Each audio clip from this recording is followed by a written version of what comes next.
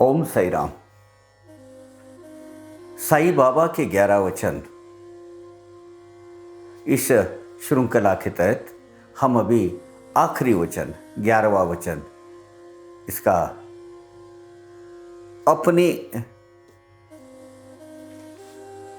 दिल को या अपने मन को जो भाया है उसका मतितार्थ आप तक लाने की कोशिश कर रहे हैं।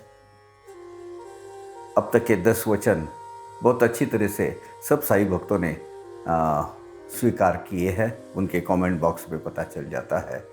तो अब हम आखिरी वचन ले लेते हैं। मराठी।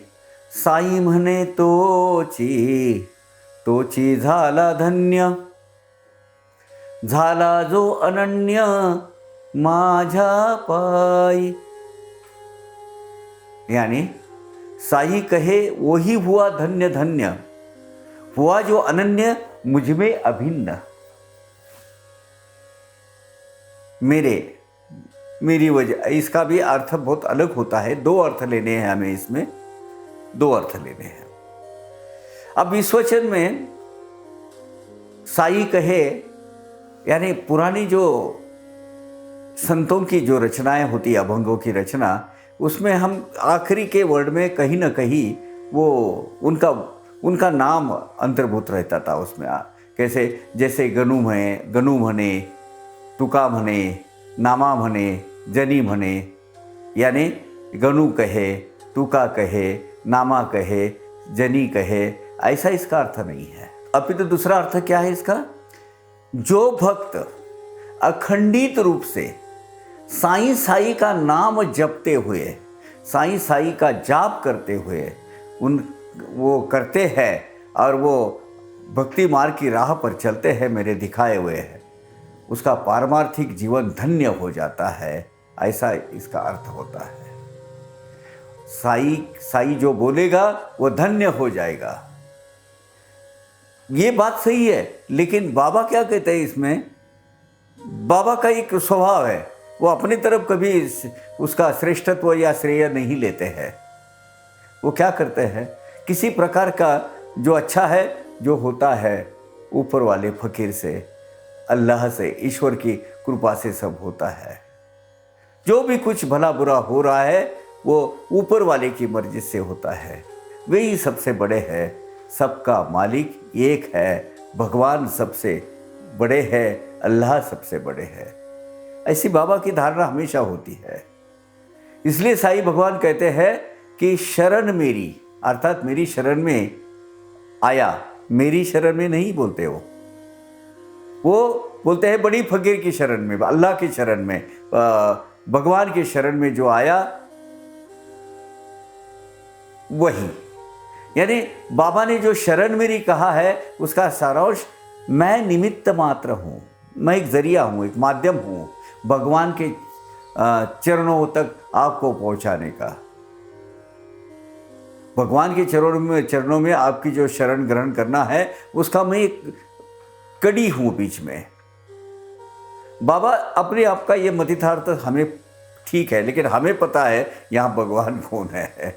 बाबा स्वयं भक्ति मार्ग में से हमें परब्रह्म की ओर ले जाना चाहते हैं। ये बाबा की एक, मेरी वजह से अगर आपको आते हैं, माझा पाई यानी मेरी वजह से अगर आप जाते हैं तो मुझे वो अनन्य भक्त हो जाएगा।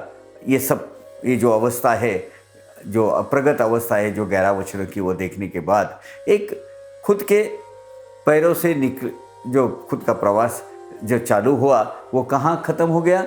झाला जो अनन्य माझा पाई। यानी 2 अर्थ होते, मेरे चरणों में या मेरी वजह से। बाबा रहते मेरी वजह से, हमको कहना है बाबा की चरणों, आप बाबा के चरणों में।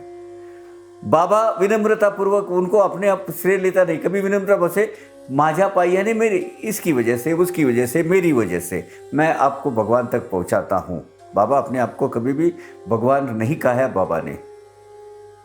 मैं यादे हक और अनल हक, अनल हक यानी मैं ही भगवान हूँ, यादे हक यानी मैं भगवान का बंदा हूँ, उसकी कृपा पात्र रहने के लिए हमेशा प्रयासरत रहने वाला मैं उसका एक चेला हूँ, शिष्य हूँ।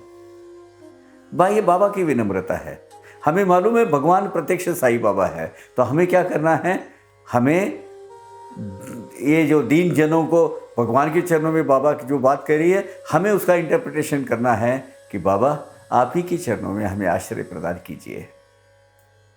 सदा रहे रहे सिर पर साई आपका हाथ बाबा, आपके चरणों में है मेरा अंतिम विश्राम। आप ही के चरणों में मेरा अंतिम विश्राम है बाबा, सदा तुम्हारा सिर पर हाथ रहे मेरा। हाँ? इस प्रकार शिरडी में पड़ते जिनके पाँव, यहाँ से जो हमारा आध्यात्मिक प्रवास शुरू हुआ, शिरडी से जाचे लागती लपाया, शिरडी में जिनके पड़ते पाँव, यहाँ से लेकर मुझ में अभिन्न तक का, मेरे चरणों तक का, हम बोलते हैं साईं बाबा के चरणों तक का ये जो प्रवास है, ये भगवान के चरणों में जाकर समाप्त होता है।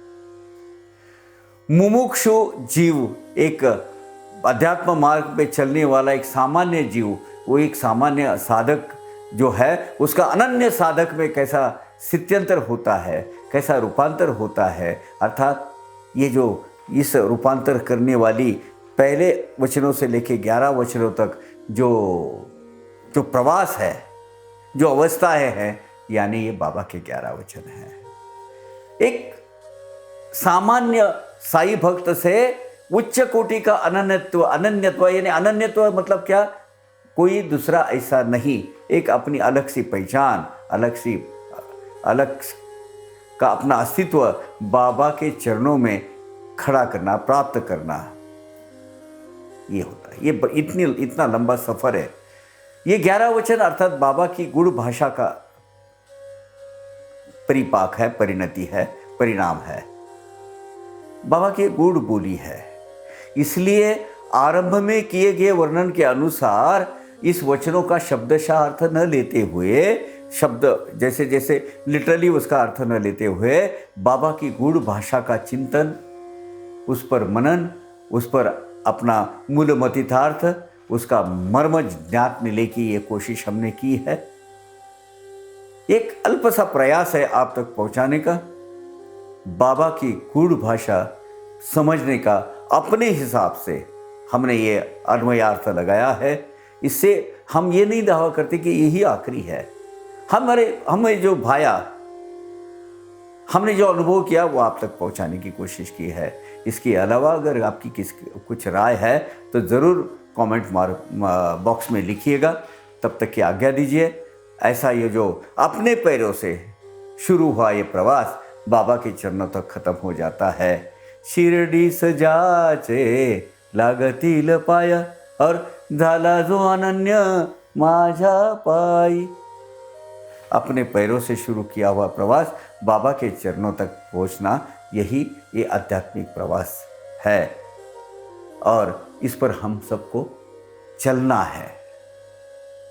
बाबा की कृपा सब पर बनी रहे, हमारी आध्यात्मिक प्रगति होती रहे, हम सबका कल्याण हो, हम सबका शुभ मंगल हो। और इसी प्रार्थना के साथ हम इस श्रृंखला को यहाँ विश्राम देते हैं। ओम साई राम। अवघारंग एक झाला, अवघारंग एक झाला, रंगी रंगला श्रीरंग, रंगला श्रीरंग, रंगला श्रीरंग। अवघारंग एक झाला, अवघारंग एक झाला।